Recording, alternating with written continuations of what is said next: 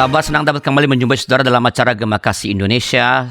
Saya Pendeta Rizla Rosa, pemandu percakapan kita. Ini adalah acara untuk membahas isu-isu tertentu dalam kehidupan berbangsa dalam perspektif iman Kristen, atau pokok ajaran Kristen, atau perkembangan pemikiran dunia teologi, supaya dengan demikian kita dapat semakin punya wawasan yang semakin baik dalam menjalani kehidupan bergereja dan bermasyarakat. Dan dalam episode kali ini kita akan berbicara tentang selamatan dan ritus penghiburan. Dan untuk membicarakan nanti kita telah bergabung bersama kita Bapak Pendeta Andri Purnawan dari Surabaya. Selamat berjumpa Pak Andri. Ya, selamat berjumpa Pak Arlianus. Apa kabar Surabaya, Pak? Surabaya sedang agak panik sekarang ini karena zona orange dan zona merah ini. Di Jakarta juga sama sih. Ya, semoga ini cepat bisa teratasi dengan disiplin masyarakat kita ya untuk menjalankan protokol kesehatan. Nah, Pak Pendeta Andri adalah sarjana teologi dari FK Teologi Fakultas Teologi Duta Wacana dan Master Theological Studies MTS dengan track Transcultural Studies di Boston University, dan sekarang melayani sebagai pendeta GKI dengan basis di GKI Darmo Satelit Surabaya. Sahabat, pandemi COVID-19 ini membuat banyak orang atau banyak di antara kita yang kehilangan orang-orang yang dikasihi. Bahkan ada yang tak berkesempatan untuk mendampingi keluarganya yang meninggal dunia karena memang tidak dimungkinkan oleh protokol COVID-19.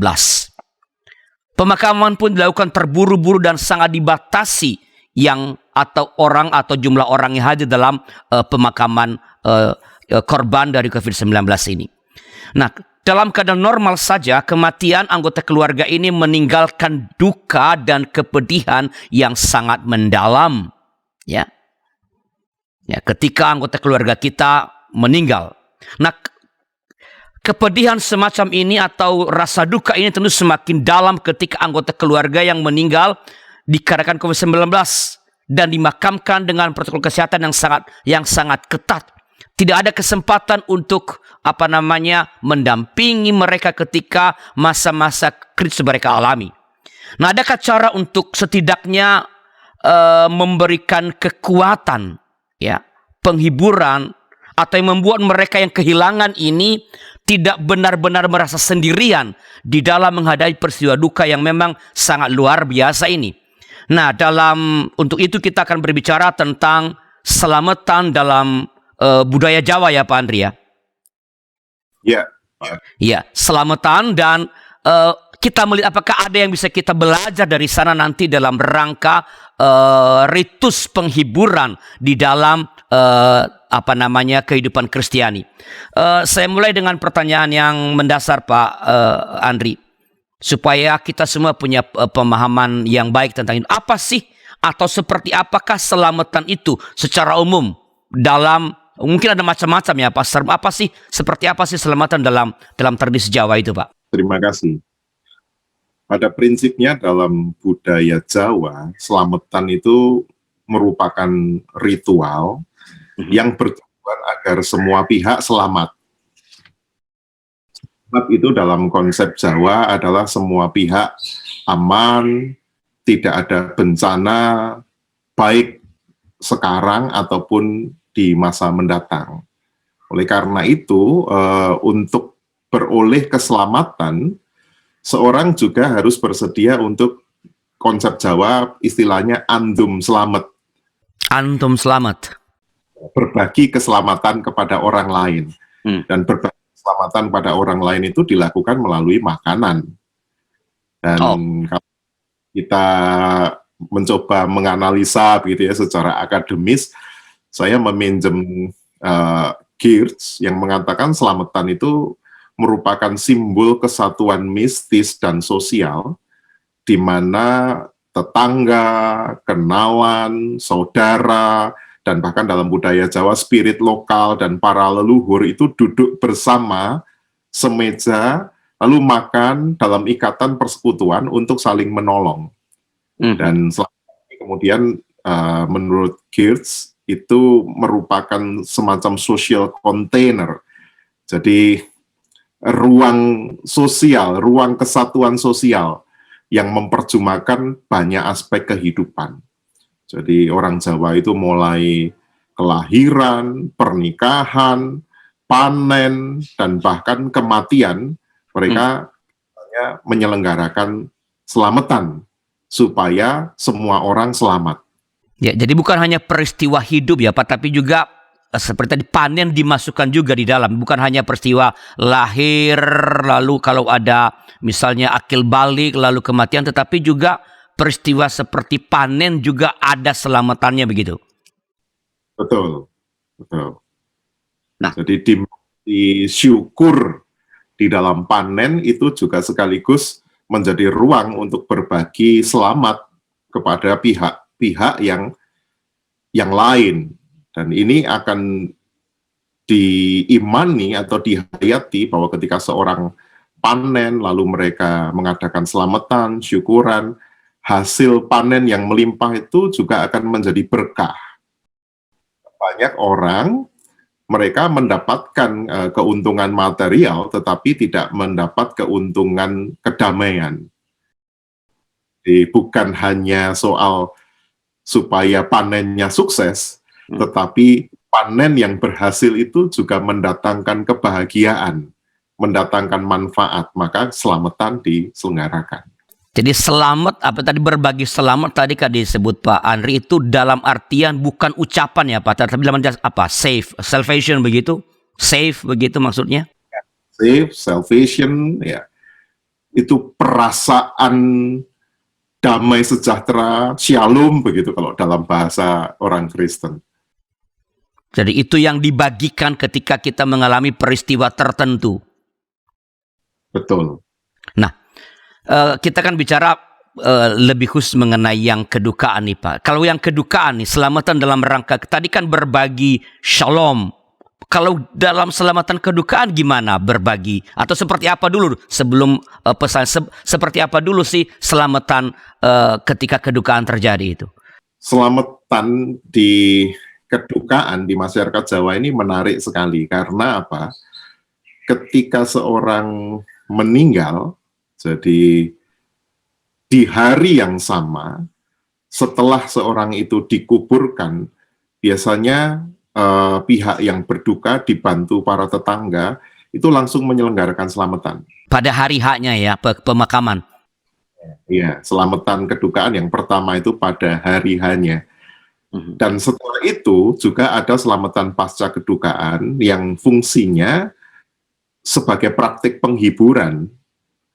Itu fungsi penghiburan di mana orang sesungguhnya diajak untuk merangkul kematian melalui makanan dan persekutuan.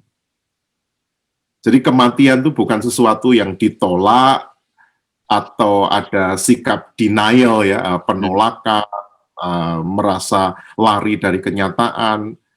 Dengan selamatan seorang merangkul kematian itu. Kematian dirangkul melalui persekutuan, melalui makanan, maka setelah hari H seorang meninggal diadakan selamatan, diikuti dengan selamatan-selamatan 3 hari, 7 hari, 40 hari, 100 hari, 1 tahun, 2 tahun, dan berakhir di 1000 hari setelah kedukaan. Ini menarik sekali. Kenapa? Sebab penghiburan itu kan bukan hanya bisa dilakukan ketika seorang berduka, tetapi pasca kedukaan itu ada semacam tindak lanjut pastoral gitu, di dalam budaya Jawa. Dan seorang yang kehilangan sekalipun dalam budaya Jawa, memang dalam selamatan ada unsur mendoakan yang meninggal supaya ia selamat, tetapi bukan hanya itu sesungguhnya. Tetapi juga menguatkan kembali keluarga dan masyarakat yang terkoyak karena rasa duka akibat ditinggal oleh orang yang mereka kasihi. Dan ini 1 hari pertama, 3, 7, 40, 100, setahun, 2 tahun, 1000 hari atau itu sekitar 3 tahun, itu luar biasa. Mereka sangat konsisten melakukan itu. Bisa nggak tolong Pak Andri mendeskripsikan gitu kepada kita, seperti apa sih, apa yang terjadi dalam sebuah upacara selamatan itu begitu? Apa saja sih yang terjadi ketika para tetangga-tetangga datang begitu? Ya, pertama persiapan selamatan, ini menarik. Dalam persiapan selamatan, para tetangga itu berkontribusi untuk menyelenggarakan acara selamatan. Jadi mereka datang, memberikan bantuan beras, makanan, memberikan bantuan uang, meminjamkan kursi, membantu menyewa tenda, itu tahap persiapan. Lalu di selamatan itu sendiri, aktivitas utamanya adalah makan bersama. Nah, makan bersama merupakan puncak. Jadi kalau di liturgi GKI itu kan seringkali orang berpikir puncak liturgi itu adalah pada pemberitaan firman. Walaupun mestinya tidak gitu ya. Tapi banyak orang masih berpikir puncak liturgi adalah pemberitaan firman. Kira-kira selamatan juga gitu. Puncak ritualnya adalah makan bersama. Tetapi untuk menuju puncak, yang tidak kalah penting adalah ada semacam doa syafaat, Pak Lianus. Jadi doa syafaat itu ditujukan bagi keluarga, lalu bagi kedamaian komunitas. Dan kalau dalam alam pikir Jawa, komunitas itu tidak pernah hanya komunitas manusia, tetapi seluruh alam semesta. Jadi manusia yang baik yang hidup maupun yang mati, para generasi yang sekarang ataupun para leluhur, termasuk di dalamnya, kalau saya beberapa kali ya mengikuti selamatan sejak kecil dan bahkan sempat memimpin begitu bersama dengan saudara-saudara yang Muslim, itu ada doa kepada Gus Dur, doa kepada Soekarno begitu. Untuk mengingatkan, saya ketika bertanya kepada modinnya gitu ya, itu sebenarnya dalam rangka mengingatkan masyarakat bahwa mereka punya model-model kehidupan sosial, punya teladan-teladan, dan para teladan itu disebut di dalam doa-doa mereka. Setelah doa-doa itu juga dalam selamatan biasanya ada kesempatan bagi keluarga untuk mendapat ruang mereka menceritakan kembali memori mereka tentang mereka yang telah meninggal. Ini menarik sekali karena dengan menceritakan kembali ingatan sesungguhnya itu menghadirkan orang yang sudah meninggal sehingga orang yang mati itu tetap hidup. Dan disinilah ada persekutuan antara yang hidup dan yang mati. Artinya yang mati itu dihadirkan di dalam sebuah cerita. Dan puncaknya adalah kemudian berbagi makanan. Tadi ada tahap persiapan, lalu ada selamatan itu sendiri, dan pada akhirnya setelah selamatan, setelah makan bersama, setiap orang yang datang juga mendapatkan yang namanya berkat. Jadi berkat itu apa? Berkat itu secara harafiah orang Jawa merupakannya dalam bentuk makanan. Viatikum ya? Nah, betul, semacam viatikum begitu. Makanan. Jadi makanan itu untuk dibagikan kepada anggota keluarga dari orang-orang yang mewakili yang sudah datang, lalu juga dibagikan kepada tetangga-tetangga yang tidak bisa datang. Kira-kira begitu, Pak. Baik, Pak Andri, ini menarik sekali, sangat menarik ya. Ini bahannya bersama-sama, ada kesempatan untuk atau ruang untuk bertutur tentang memori mengenai mereka yang telah tiada. Ini kan proses pastoral sebenarnya, bagaimana mengeluarkan kalau ada kepedihan juga bisa keluar pada event seperti ini. Nah, kita akan berhenti sejenak untuk informasi berikut dan kita lanjutkan nanti pada segmen yang kedua.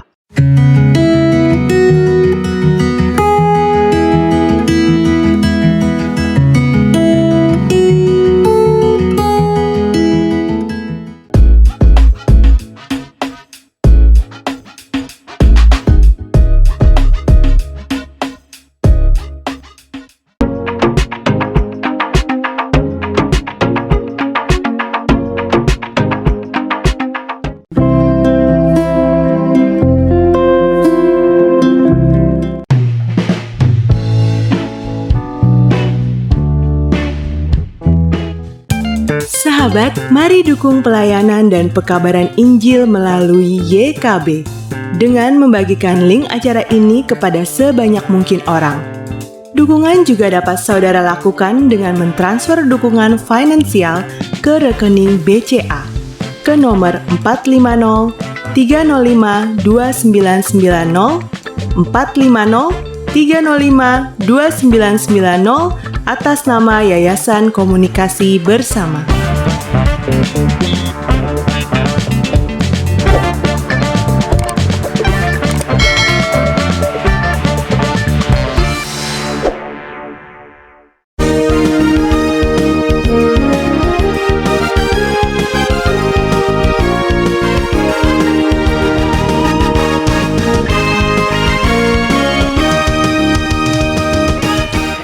Terima kasih masih bersama kami dalam acara Gema Kasih Indonesia. Saya Pendeta Ardian Sarosa sebagai pemandu percakapan. Kita berbicara tentang selamatan dan ritus penghiburan bersama dengan Bapak Pendeta Andri Purnawan dari GKI Darmo Satelit di Surabaya.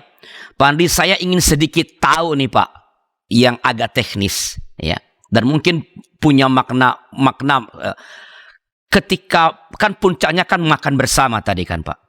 Bentuk sajian makanan itu apakah ada bentuk tertentu gitu Pak? Iya, ini menarik karena makanan yang disajikan dalam selamatan itu bukan hanya makanan yang modern ya, seperti pizza, hamburger, atau fast food itu biasanya tidak disajikan. Melainkan justru makanan tradisional yang didominasi oleh tumpeng. Tumpeng. Jawa punya banyak ragam tumpeng, Pak Ardianus. Jadi tumpeng untuk orang hamil itu misalnya yang dikenal sebagai tumpeng pitu, tumpeng 7 bulanan ya, memohon keselamatan untuk usia kehamilan 7 bulanan itu biasanya berbentuk segitiga. Nah, sementara ada tumpeng yang lain, istilahnya tumpeng batok, atau orang itu bilang tumpeng batok bolu. Ini adalah tumpeng untuk memohon kelimpahan rezeki, memohon pemeliharaan, dan ini menyimbolkan tumbuhnya tunas kelapa. Batok itu kan kelapa. Oh iya. Jadi kalau tumpeng bentuknya batok itu seperti kelapa yang bertunas. Di sana nanti ada aliran rezeki yang muncul. Lalu juga di dalam selamatan kedukaan sendiri biasanya bukan hanya tumpeng, tetapi di sana ada jenang. Jenang itu semacam bubur. Jadi bubur itu biasanya terbuat dari bekatul atau ketan ya. Ya, dan itu menyimbolkan kehidupan yang mudah dicerna, kehidupan yang liquid. Lalu di tumpeng itu dikelilingi dengan rupa-rupa makanan. Jadi tumpeng yang dikelilingi dengan rupa-rupa makanan itu biasanya mulai ayam, mie, sambal goreng ati, lalu juga perkedel, untuk menunjukkan kelengkapan kehidupan. Nah, yang menarik kalau kemudian kadang-kadang untuk syukuran atau selamatan anak-anak itu, kelahiran anak, biasanya ada makanan anak-anak. Jadi ada makanan anak-anak, ada manis-manis begitu, untuk menyimbolkan bahwa ini adalah doa supaya anak itu menjadi pintar dan bertumbuh baik secara intelektual, emosional, dan spiritual. Kembali ke tumpeng kedukaan tadi. Kedukaan di dalam selamatan-selamatan Jawa bentuknya sangat bervariasi. Sebagian besar itu menggunakan nasi putih, bukan nasi kuning. Nah, kalau ulang tahun itu tumpengnya pakai nasi kuning, itu simbol zaman keemasan. Kalau kedukaan itu tumpengnya pakai nasi putih untuk menunjukkan kepolosan manusia. Jadi kita, kalau saya membahasakan itu, dengan telanjang kita datang, dengan telanjang kita akan pulang. Dan dalam selamatan kematian, aspek-aspek manis dan seterusnya di dalam tumpeng itu ditiadakan. Jadi tidak ada aspek-aspek manis. Makanan memang banyak, ada semacam, kalau orang Jawa itu bilang kerawu. Saya kesulitan mencari terjemahan bahasa Indonesia. Jadi sayur dicampur dengan kelapa yang rasa pedas begitu. Oh iya, ngerti. Lalu juga biasanya ayamnya pun dibumbu dengan, kalau dalam bahasa Jawa itu bumbu terik, itu semacam bumbu kare. Itu ciri khas makanan di tumpeng kematian. Oke, sangat menarik ya. Jadi dalam ritus-ritus ada simbol-simbol, dan simbol itu memberi makna tertentu. Tadi kedukaan kan tadi Pak Andri membahasakannya ketelanjangan ya. Dengan telanjang aku datang, telanjang aku pergi. Ini luar biasa. Nah Pak Andri, bisakah atau apa sih kandungan teologis atau pesan yang terkandung dalam selamatan seperti ini Pak? Dalam konteks Jawanya ya. Dalam konteks Jawa ada dua. Pertama adalah solidaritas. Jadi selamatan itu tidak pernah individual. Dalam keadaan senang ataupun duka cita, seseorang tidak boleh sendiri. Itu orang di masa panen kah, di masa kehamilan, setelah melahirkan, ketika pernikahan, ketika seorang kehilangan kekasih, dia tidak sendiri. Maka dalam teologi Jawa, selamatan itu sesungguhnya merupakan ekspresi bahwa setiap manusia itu terhisap secara komunal. Dan saudara, tetangga itu bukan hanya penonton. Oleh karena itu, mereka harus terlibat aktif. Maka saya menyebut itu dimensi teologisnya adalah dimensi solidaritas. Aktif nyumbang makanan, nyumbang beras, nyumbang hasil panen, lalu turut membantu memasak, menyiapkan tempat, turut mengundang tetangga. Jadi yang undang tetangga itu bukan yang berduka, tetapi justru orang lain, tetangga yang lain yang mengundangkan atas nama tuan rumah. Lalu bahkan setelah selamatan selesai, mereka juga membantu bersih-bersih, dan bahkan membantu mengantarkan berkat, atau tadi viatikum tadi, ke tetangga sekitar. Dan itu tidak pernah dilakukan oleh tuan rumah. Karena tuan rumah juga. Jadi yang ngantar ke tetangga sekitar itu justru tetangga yang lain. Mereka menolong untuk membawakan. Nah, biasanya tuan rumah meminta tolong kepada beberapa orang untuk mengantarkan itu. Lalu aspek yang kedua yang sangat menarik bagi saya adalah aspek mengingat itu adalah hal yang sakral bagi orang Jawa. Dan ketika seorang meninggal dunia, bukan hanya dia yang diingat, tetapi juga leluhur yang lain. Ini punya dimensi teologis yang mendalam untuk menunjukkan ekspresi bahwa orang Jawa percaya bahwa seorang yang meninggal itu tidak sendirian.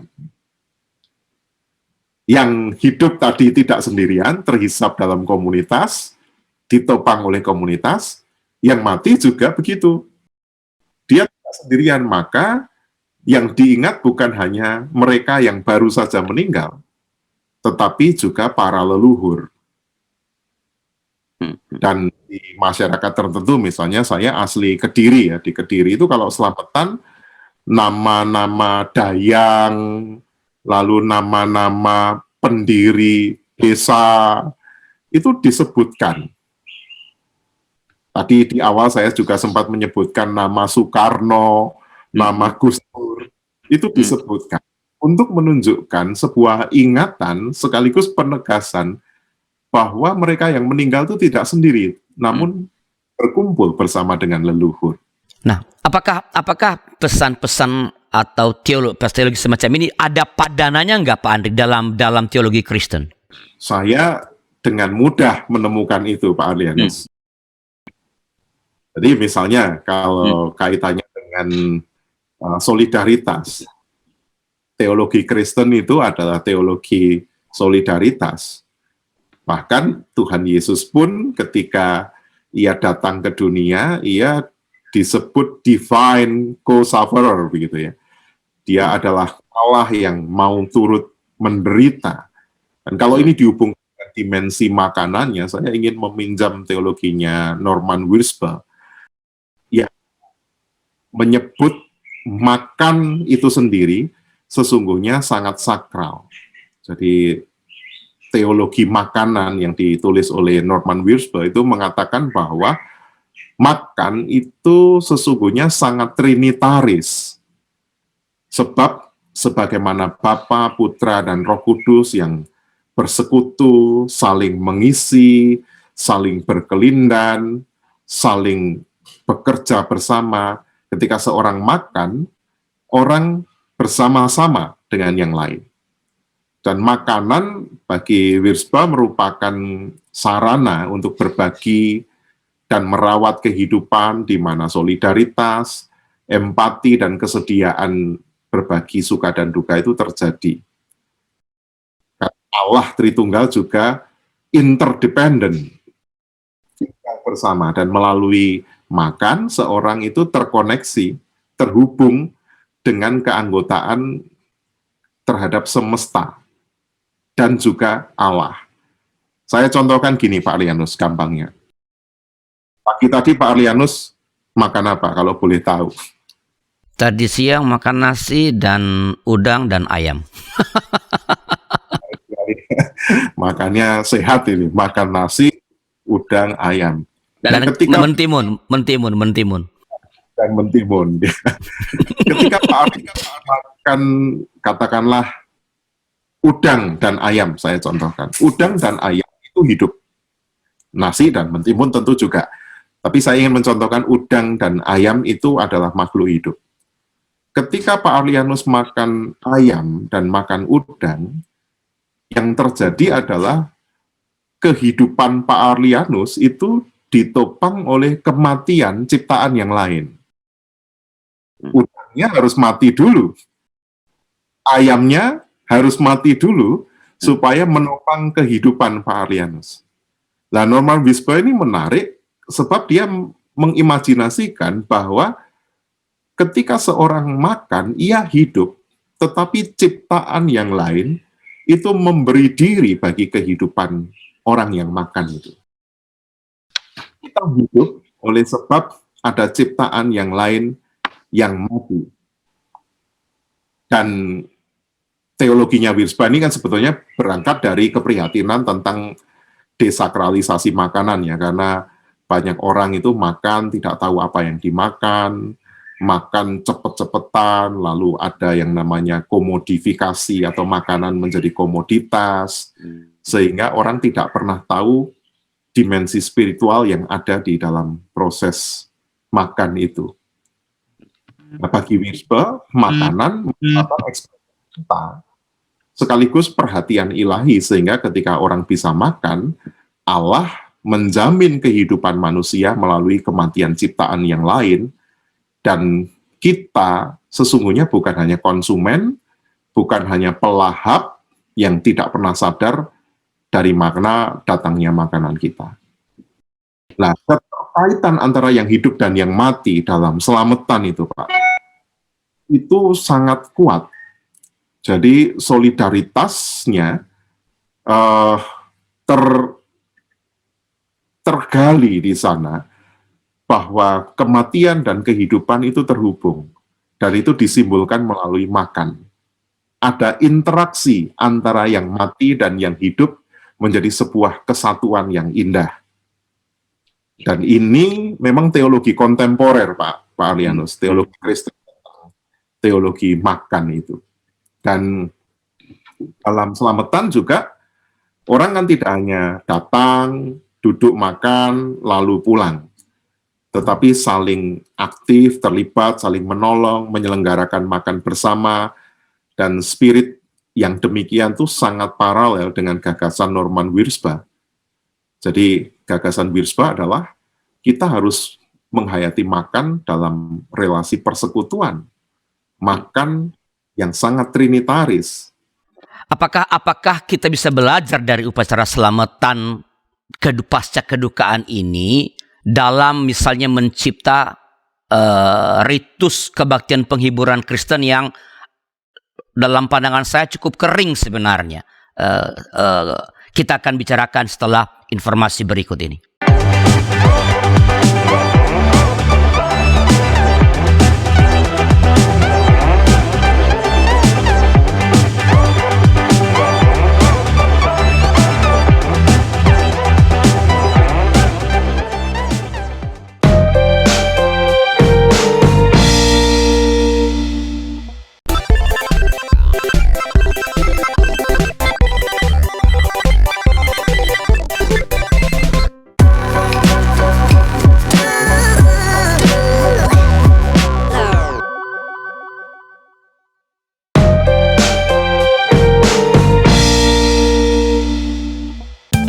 Sahabat, mari dukung pelayanan dan pekabaran Injil melalui YKB dengan membagikan link acara ini kepada sebanyak mungkin orang. Dukungan juga dapat saudara lakukan dengan mentransfer dukungan finansial ke rekening BCA ke nomor 450 305 2990 450 305 2990 atas nama Yayasan Komunikasi Bersama.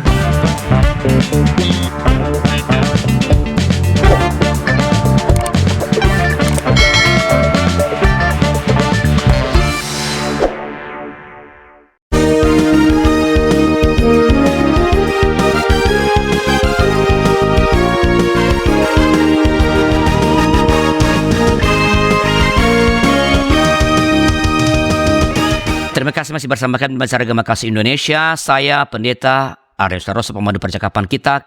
Kita berbicara tentang selamatan dan ritus penghiburan bersama dengan Bapak Pendeta Andri Purnawan.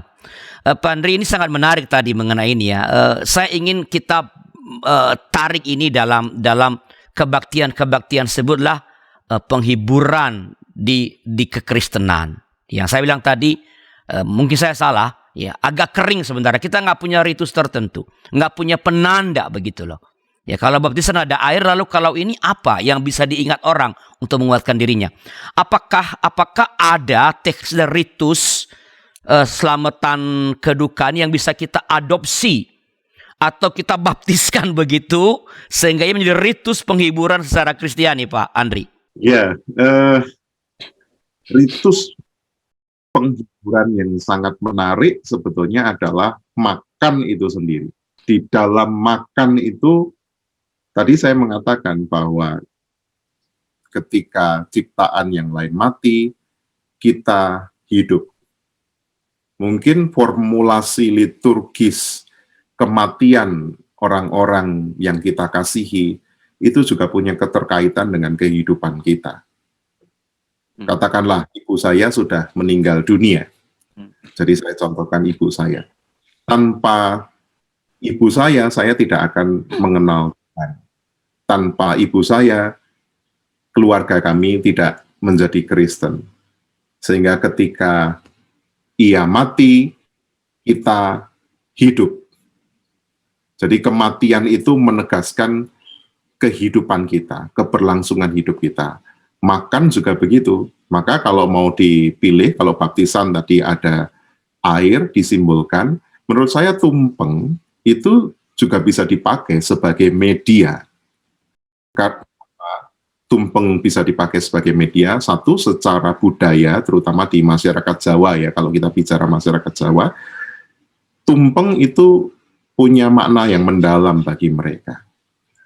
Dan itu bisa dipakai sebagai semacam media di dalam kebaktian penghiburan.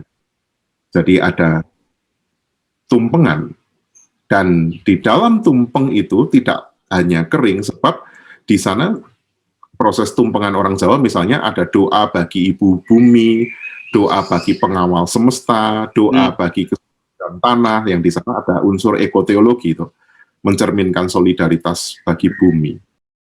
Dan ketika orang melihat tumpeng, seorang juga sudah melihat dan menghayati bahwa orang yang dikasih itu telah menyatu kembali dengan bumi. Ya, karena makanan itu bersumber dari bumi, menjadi sumber kehidupan, dan ketika seorang kembali kepada bumi, maka seorang sesungguhnya menyatu kembali dengan alam. Maka ritus penghiburan dalam liturgi Kristen, kalau saya boleh menyarankan, memotong tumpeng, menikmati tumpeng. Tumpengnya harus warna putih berarti ya Pak Andri ya? Ya, tumpeng putih. Lalu kita bisa memberikan makna baru. Jadi, kalau perjamuan kudus kan Tuhan Yesus menggunakan kematiannya dengan didahului makan memecah-mecah roti. Sebenarnya sarana apa? Sarana anamnesis kan, sarana mengingat. Di dalam penghiburan bisa digunakan tumpeng, lalu juga berbagi tumpeng. Ada proses potong tumpeng, lalu proses memberikan kepada orang-orang yang hadir. Ketika tuan rumah sebagai pihak yang membagikan, itu menegaskan, bisa disimpulkan bahwa orang yang meninggal ini telah memberikan dirinya bagi kehidupan. Dan proses delivery, proses menyampaikan, mengantarkan tumpeng itu dari tuan rumah akan membuat mereka menjadi orang-orang yang terluka, tetapi juga sekaligus mereka menyembuhkan. Sekaligus semacam pengutusan untuk melanjutkan karya orang yang sudah meninggal itu untuk punya kontribusi bagi kehidupan. Jadi yang berduka malah tidak dimanjakan, tetapi dilibatkan di dalam semacam ritual seperti Tuhan Yesus kan memecah roti. Ia yang menjadi korban, tetapi Tuhan yang justru berbagi. Kira-kira begitu, Pak. Ya, apakah Pak Andri misalnya ini karena ini kan mungkin ada, sebutlah misalnya gambaran formula yang kasar. Kalau kita perjamuan kudus kan begini kan Pak, roti yang dipecah-pecahkan ini adalah tanda persekutuan kita dengan tubuh Tuhan, bla bla bla. Apakah ini kan tadi Pak Andri menarik mengatakan ini tuan rumah yang sebelum memimpin ritus itu, bukan kita yang datang. Tumpeng yang kita makan ini nanti bersama ini bla bla bla. Gimana kira-kira Pak? Untuk memberi baik daya anamnesinya maupun dalam bahwa kehidupan itu tetap berlanjut, dia yang di sana tidak sendirian. Sama juga kita yakin bahwa kan orang yang meninggal bersama-sama dengan Tuhan. Dan kita yang di sini juga adalah tidak sendirian. Secara kasar kurang lebih Pak Andri ada ide nggak? Usul nggak tentang itu? Ya, masih sangat kasar. Saya membayangkan ketika seorang memotong tumpeng, ya perlu berkata bahwa tumpeng ini adalah simbol kekayaan hidup dari orang yang sudah meninggal itu. Misalnya ibu saya lah contohnya. Tumpeng ini adalah simbol kekayaan hidup ibuku. Dan aku ingin memberikan kepadamu sebagaimana ibuku memberi kontribusi bagi kehidupan. Maka nikmatilah, sebab melalui kematian ciptaan yang lain, kita juga dipelihara dan dihidupkan. Misalnya seperti itu. Ya, jadi malah tadi seperti yang Pak dikatakan, yang berduka itu ketika dia mengingat peristiwa ini, ya ingat tumpeng ini, dia bukan sebenarnya tidak hanya mengalami penghiburan, tapi dia melampaui itu ya, dia berbagi malah menjadi tadi apa? Menjadi penghibur, yang luka yang menyembuhkan begitu ya, kurang lebih. Persis. Nah, saya balik sedikit nih Pak, mundur sedikit. Supaya yang saya katakan tadi sedikit dapat info juga, konfirmasi dari Pak Andri, ya mungkin siapa tahu saya keliru. Apakah benar sih bahwa memang ritus penghiburan kita pasca kedukaan itu agak kering, atau malah tidak ada begitu? Apakah gereja-gereja menurut Pak Andri itu memang memperkenankan merayakan kebaktian 3 hari, 7 hari, 40 hari, berapa 100, setahun, 2 tahun, 1000 hari, memperingati atau bukan memperingati lah, dalam kaitan dengan kedukaan begitu? Ya, sebagian gereja saya yakin menolak ya, karena dianggap sinkretisme. Tapi sebagian yang lain, bahkan di GKI Dharma Satelit melayankan, Pak. Jadi minimal di gereja yang saya layani, kami melayani. Dan itu bukan hanya untuk masyarakat Jawa, karena sebagian besar anggota jemaat GKI Dharma Satelit justru etnisnya Tionghoa. Yang menarik, orang Tionghoa pun itu punya tradisi untuk melakukan semacam selamatan 3 hari, 7 hari, 40 hari itu mereka menyelenggarakan. Walaupun biasanya kalau yang dari hari pertama sampai hari ketiga kan sudah di rumah duka ya biasanya. Kan masa-masa penghiburan dan kita melakukan itu walaupun sangat kering. Ya, seperti kebaktian biasa. Lalu biasanya juga 40 hari, sebagian besar orang minta untuk dilayani. Nah, bagi saya prinsipnya adalah tidak harus pas 40 hari. Kenapa toh kok 40 hari itu kalau dalam tradisi Tionghoa dan juga tradisi Jawa, konon kabarnya orang yang sudah meninggal itu masih sering kembali ke rumah dan sering mengunjungi tetangga-tetangga selama 40 hari itu, Pak. Kayak Tuhan Yesus ya? Nah, ya, itu.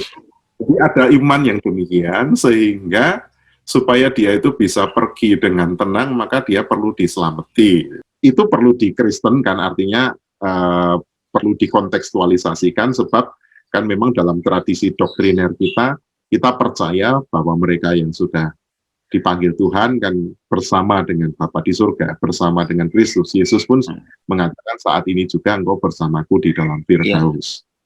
Nah, maka biasanya kalau ada yang meminta pelayanan 40 hari, ya saya kalau bisa pas ya kami layani, kalau tidak ya di waktu yang terdekat. Tapi biasanya ngapain sih Pak kalau 40 hari itu kebaktiannya kayak apa? Sama nggak dengan kebaktian wilayah, kebaktian keluarga begitu? Atau ada ritus khusus biasanya? Di GKI Dharma Satelit kami belum punya ritus khusus untuk itu. Jadi nunggu tim liturgi dari sinode yang kita punya itu. Jika ada ya siap. Tapi beberapa kali saya menyarankan kepada tuan rumah untuk mengadakan tumpeng, Pak. Biasanya mereka akan bertanya, Pak, ini acaranya apa? Saya bilang ya, acaranya saya berikan struktur liturgis yang kurang lebih paralel dengan selamatan. Mengapa? Ini punya fungsi pastoral, sebab aspek budaya itu kan meresap di hati. Jadi ketika sebagian besar yang 40 hari, ya pasti ada menyanyi, berdoa, berbagi kenangan, walaupun doanya bukan mendoakan orang mati ya, dan belum sampai pada mengingat orang-orang lain, tetapi hanya fokus pada penghiburan pada keluarga. Dan ada proses, ada tumpeng di sana. Dan memang sampai sejauh ini yang biasanya motong tumpeng saya beri kesempatan pada pihak yang berduka untuk diberikan kepada salah satu orang yang hadir. Dan kemudian makan bersama, dan setelah makan bersama, setiap orang yang datang juga membawa berkat. Dan biasanya saya menyarankan untuk mengundang tetangga juga, Pak Dianus. Kenapa? Sebab dimensi yang sangat menarik di dalam selamatan adalah selamatan itu inklusif. Dan kalau mengundang tetangga berarti tidak semua Kristen. Di sana tetap ada firman yang diberitakan, tetapi justru karena momennya adalah selamatan, tetangga-tetangga biasanya mau datang karena itu selamat. Ini menjadi jembatan begitu ya, menjadi saudara-saudara kita yang beriman lain juga. Baik Pak, ini percakapan saya menarik. Sebenarnya saya masih ada beberapa pertanyaan nih untuk tentang berkaitan dengan bagaimana kita membangun ritus penghiburan ini. Tapi waktu kita memang terbatas. Sebelum kita menutup acara ini, apakah ada semacam pesan pastoral dari Pak Andri kepada umat, kepada para pemirsa kita berkaitan dengan selamatan dan ritus penghiburan ini? Pak Andri, silakan Pak Andri. Dari saya begini, selamatan itu yang penting adalah substansinya. Jadi teologis yang mau kita sampaikan, bukan ritualnya. Jangan sampai kemudian kalau kita melakukan ritual itu menjadi beban. Lalu yang kedua, libatkanlah tetangga, baik yang beriman lain, dan komunitas Kristen lain. Bukan hanya sebagai hadirin, hanya diundang untuk hadir, penonton, tetapi beri kesempatan bagi mereka untuk berpartisipasi sebagai penyelenggara. Jadi menciptakan budaya perjamuan kasih. Gereja kan sudah punya budaya perjamuan kasih yang datang membawa makanan, juga bisa diadopsi di dalam selamatan. Jadi tetangga terlibat, lintas iman, lintas gereja, jadi ini ekumenis, penyedia makanan, dan kemudian duduk bersama. Dan liturgi dalam selamatan harus memberi ruang bagi yang berduka untuk remembering, retell, reliving orang yang sudah meninggal. Sebab Protestantisme biasanya menghabisi orang yang sudah meninggal, bahkan dalam momen penghiburan sekalipun. Tidak disebut sama sekali sebab takut itu sesat. Padahal sebetulnya mengingat, menceritakan kembali, menghidupi kembali memori itu menjadi sangat bagus. Lalu sebisa mungkin saya meminjam Pak Juswantori seperti kebaktian online ya, short, simple, sweet. Pendek saja, simple, sweet, nyanyinya nggak usah banyak-banyak, nyanyi sekali saja, doanya yang diperbanyak, khotbahnya singkat saja, makannya, proses mendengar, dan proses terlibatnya yang banyak. Dengan demikian, selamatan merupakan praktek budaya yang berharga, mengapresiasi kematian dengan menghormati kehidupan, mengupayakan kebersamaan, harmoni, dan damai melalui makan bersama. Dan praktik selamatan ini memainkan peran signifikan sebagai perwujudan tanda datangnya kerajaan Allah. Dan spirit selamatan akan membuat kita terkoneksi dengan budaya, dengan tetangga, dan bahkan bisa mendatangkan penghiburan di kala lara. Baik Pak Andri, terima kasih atas ini percakapan yang sangat menarik ya.